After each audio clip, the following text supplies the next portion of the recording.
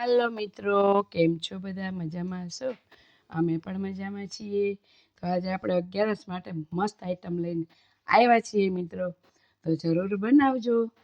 તો આપણે શું બનાવવાનું છે? પહેલાં તો આપણે લઈશું, જો આ 1 ચમચો રાજગરાનો લોટ લીધો આપણે. પછી આ 1 ચમચો આપણે આરાનો લોટ લીધો અને 1 ચમચો આપણે ફરાળી લોટ લીધો. એટલે છે ને મિત્રો, આપણે આને મિક્સ કરી દેવાનો છે. 3 લોટ મિક્સ કરી દેવાના. હવે એની અંદર નાખીશું આપણે કોપરાનું છીણ, પણ એ અત્યારે નહીં નાખવાનું મિત્ર, એ હું તમને બતાવીશ. હવે આપણે નાખીશું મોવણ. તો મોવણ આપણે બહુ નહીં નાખવાનું મિત્ર, નહીંતર ફાટી જશે લોટ આપણો, બિલકુલ તમારી આઈટમ બનશે નહીં. આટલું એક નાની ચમચી જ મેં નાખ્યું છે. તો હવે આપણે આને લોટ મસ્ત રીતે બાંધી લેવાનો છે. કેવો? રોટલી જેવો, બરાબર.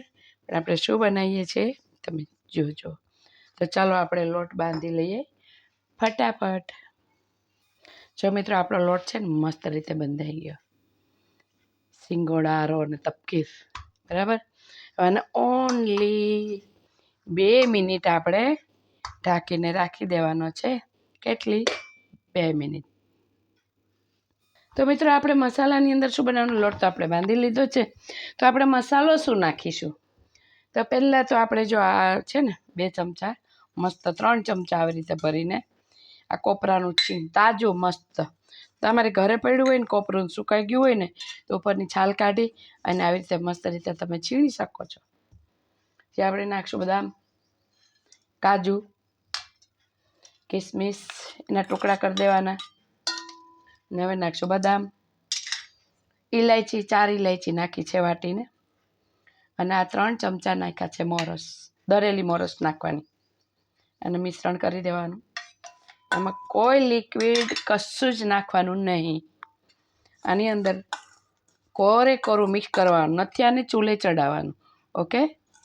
અને આ તમારે આઈટમ 1 મહિનો બિંદાસ રહે. અને તમને ઠંડી ભાવે તો ડબ્બામાં, એરટાઈટ ડબ્બામાં બંધ કરી ફ્રીજમાં રાખી શકો. કશું જ ન થાય, સુપર બનશે. તો એને આપણે મસ્ત રીતે મિક્સ કરી લીધું મિત્રો. જો આની અંદર મોરસ જે આપણે લોટ બાંધ્યો એની પણ આવી ગઈ છે, મસાલાની પણ આવી ગઈ છે, બધું આપણે નાખ્યું છે. નકરું ડ્રાયફ્રૂટ, એટલે હેલ્ધી વસ્તુ છે. આ તમે એકવાર ખાઈ લ્યો ને બપોરે, તો સાંજે તમારે ફરાળ કરવાની જરૂર ના પડે ને બને છે પણ ફટાફટ મિત્ર. તો ચાલો આપણે આગળ કામ ચલાવીએ. તો હવે મિત્રો, આપણે પાટલા ઉપર ઘી લગાવવાનું ને આવી રીતે આપણે પોલ્લા હાથે વણી નાખવાનું છે. ભાર દેવાનું નથી, નહીંતર ઉખડશે નહીં, તૂટી જશે.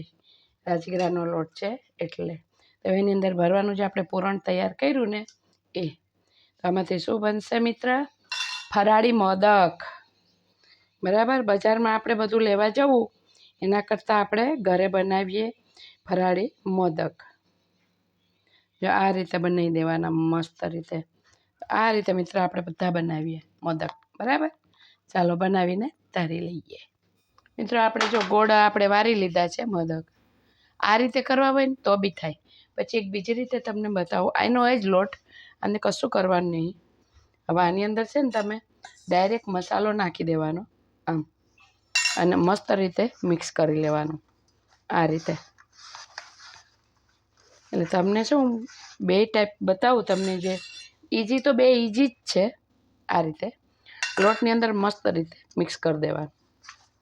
એટલે આપણને જે રીતે ફાવે એ રીતે આપણે બનાવવાનું.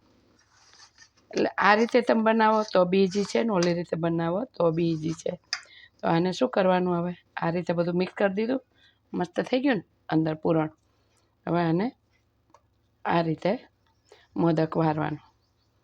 આ મોદક વળી ગયો પછી અંદર સહેજ આવી રીતે ખાડો પાડી દેવાનો આમ. આ મોદક પણ તમે બનાવી શકો છો. આમ પણ બનાવાય, પહેલી રીતે મેં કીધું એવી રીતે પણ તમે બનાવી શકો. ગોળ મોદક વળી ગયો છે આ રીતે અનામિકા આંગળીથી કરી દો તો માપનો ખાડો પડે. છે સરસ. આ બી એક ફરાળી મોદક જ છે. તો આ રીતના આપણે થોડા 4-5 આ બનાવ્યા છે. 4-5 પહેલાં બનાવ્યા. ચાલો આપણે તરી લઈએ. તો મિત્રો હવે આપણે તેલ આવી ગયું છે તો મસ્ત રીતે તરી લેવાના છે મોદક. આ રીતે બધા બ્રાઉન કલરના તરી લેવાના. મસ્ત થઈ જાય. આપણે તેલ આપણે બનાવતા હોય ત્યારે મૂકી દેવાનું એટલે મસ્ત થાય. જો આ ફરાળી મોદક તમે દુકાનમાં જાઓ ને તો બી ના મળે. આ આપણી બનાવેલી આઈટમ. સમજાયું? બહાર કેવું તેલ વાપરે, શું કરે, કયું, આપણે કશું જાણતા નહીં. ને 11ના દિવસે મિત્રો બજારનું ન ખાવ તો બહુ સારું. સાચી 11 એ છે. અને કોઈ ખારો બી નહીં. કેવા સરસ ફૂલે છે જો. છે ને? તો ચાલો આપણે આ બધા તરી લઈએ. મિત્રો આપણા ઓલરેડી મસ્ત રીતે થઈ ગયા છે મોદક તૈયાર. આપણે 2 ટાઈપના બનાવ્યા છે. તો આપણે જો આવી રીતે એકદમ સરસ સુપર જો એટલા મસ્ત ગળ્યા અને સ્મેલ એટલી ફાઇન આવે છે. અને આ ટાઈપના પણ આપણે બનાવ્યા છે મિત્રો. જો ઇઝી એકદમ. હવે આ મોદક તમે ખાઓ એટલે કાંઈ ન ઘટે. એ આટલું બહારનું ખાવું એના કરતાં આ રીતે બનાવીને ખાઈ લેવું. બને છે પણ ફટાફટ. નેચરલ ડ્રાયફ્રૂટવાળા, દેશી ઘી અને ફરાળી લોટ. એ તો તમે આખો વિડીયો જોયો જ છે મિત્રો. તો મિત્રો લાઈક, શેર, સબસ્ક્રાઈબ જરૂર કરજો. અને સર્વ મિત્રને મારા જય શ્રી કૃષ્ણ.